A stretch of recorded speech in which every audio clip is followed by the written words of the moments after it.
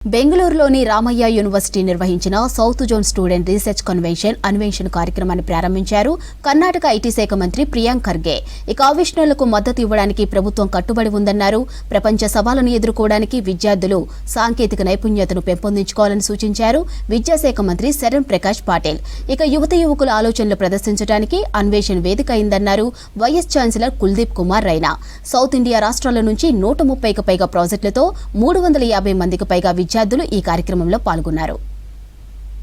ಬಹಳ ವಿನೂತನವಾದಂಥ ಕಾರ್ಯಕ್ರಮ. ಇಡೀ ನಮ್ಮ ದಕ್ಷಿಣ ಭಾರತದಿಂದ ಹೊಸ ಆವಿಷ್ಕಾರಗಳು, ಹೊಸ ಸಂಶೋಧನೆಗಳಿಗೆ ಒಂದು ಸುವರ್ಣ ಅವಕಾಶ ನಮ್ಮ ವಿದ್ಯಾರ್ಥಿಗಳಿಗೆ ಸಿಗ್ತಾ ಇದೆ.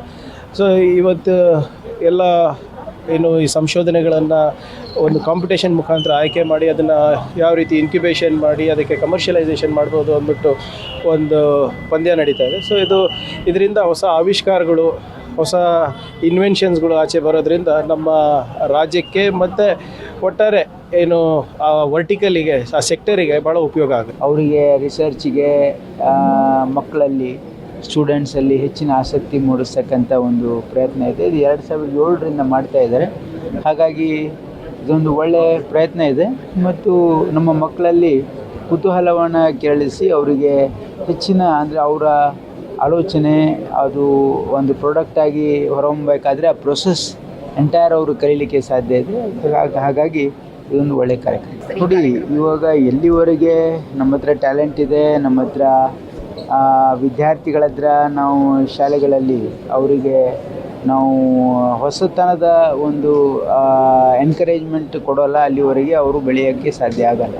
The objective of this innovation is to create a platform for the students of our country, and in particular this time it is for the southern states, that how they can interact, learn from each other's experiences, and our objective is how we can create capabilities in our students to make Bharat Viksit. In that direction, innovation as well as creativity is going to play a very, very important, significant role, and all these efforts are in that direction. We are so grateful to all the states in the southern part that they nominated their students to us. We had an overwhelming response. We got more than 750 nominations, and fine-tuning was done, and finally it is 165 projects which were identified. I am sure they will present the creativity, they will have friends to talk to, discuss, deliberate, and solve those issues, the problems which are still unsolved. We have to go for the disruptive innovation at the same time. ಈ 2 ದಿನ ದಿನಾಂಕ 20 ಮತ್ತು 21 February 2025ರಂದು ನಾವು association of Indian universities ಅವರ ಸಹಭಾಗಿತ್ವದೊಂದಿಗೆ ಅನ್ವೇಷಣಾ 2024-25 ಎಂಬ ಒಂದು innovative ಫೆಸ್ಟಿವಲನ್ನು ನಮ್ಮ ಯೂನಿವರ್ಸಿಟಿಯಲ್ಲಿ ಹಮ್ಮಿಕೊಂಡಿದ್ದೇವೆ. ಈ ಒಂದು ಕಾರ್ಯಕ್ರಮಕ್ಕೆ ಸರಿಸುಮಾರು ನಮ್ಮ ದಕ್ಷಿಣ ಭಾರತದ 5 ರಾಜ್ಯಗಳಿಂದ ವಿದ್ಯಾರ್ಥಿಗಳು, ಬೇರೆ ಬೇರೆ ವಿಶ್ವವಿದ್ಯಾನಿಲಯಗಳಿಂದ ವಿದ್ಯಾರ್ಥಿಗಳು ಬಂದು ಅವರ ಒಂದು ಅನ್ವೇಷಣೆಗಳನ್ನು ಇಲ್ಲಿ ಪ್ರದರ್ಶಿಸುತ್ತಿದ್ದಾರೆ.